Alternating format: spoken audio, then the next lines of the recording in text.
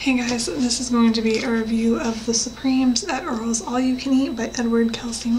So I won this book from a first reads giveaway on Goodreads, and the reason that I entered the giveaway in the first place, the thing that drew me into the book, was the fact that it takes place in Indiana. But the only thing I knew when I got it was that it took place in Indiana, somewhere in the state.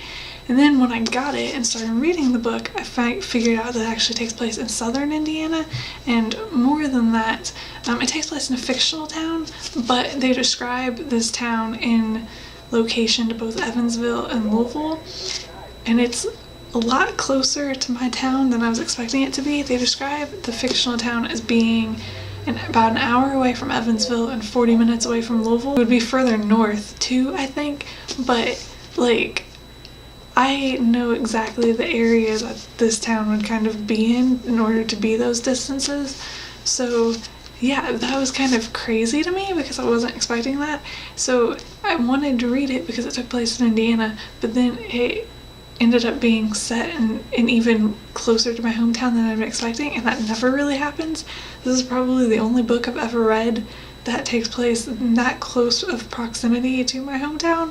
So that was really interesting to me. So it was just kind of cool whenever they referenced Evansville all throughout this book, Louisville too, and Indianapolis.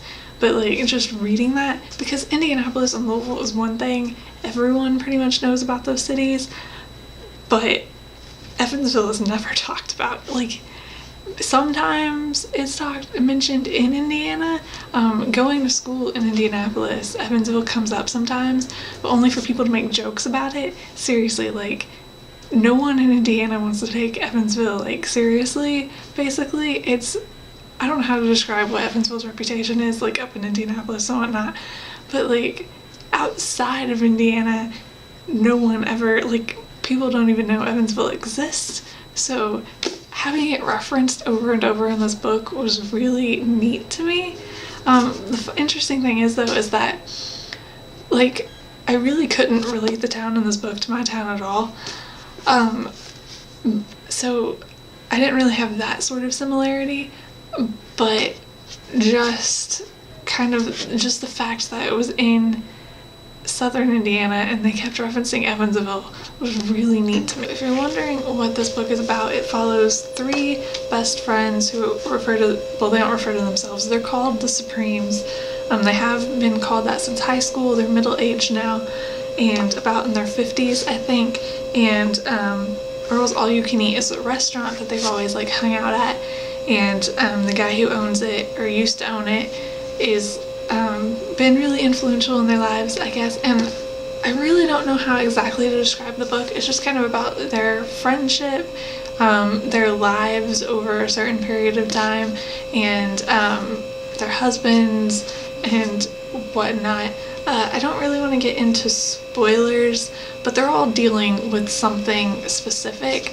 One of them's dealing, they don't really go into that much information on the back, so I don't really know how much I should say. I don't think it'll be too spoilery to kind of tell you that cancer, cheating, and death plays a big factor in the book. One of the characters is seeing ghosts, and it's never really entirely clear whether she's making it up or she really is seeing them in the book. And it's just an all-around, it covers a lot of things, but their kind of friendship is kind of at the center of everything, and I really, really loved this book.